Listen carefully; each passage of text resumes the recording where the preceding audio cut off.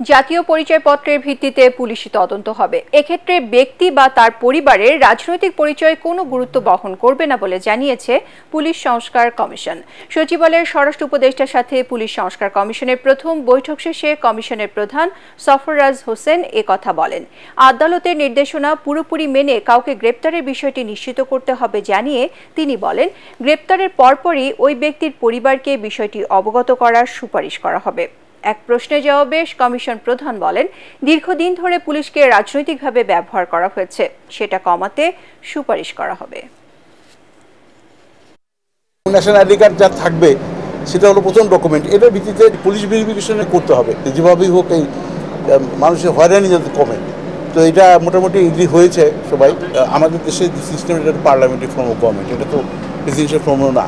Parliamentary form of গভর্নমেন্টে parliament এবং পার্লামেন্টের standing committee তাদের কাছে দায়বদ্ধ থাকে সরকার। সেক্ষেত্রে কিছুটা তো সমস্যা থাকবেই রাজনৈতিক। এর মাঝেই আমাদের চেষ্টা করতে হবে যে পুলিশ যাতে, পুলিশ কেন, সরকারের সব ডিপার্টমেন্টই যেন রাজনীতি মুক্ত থাকে।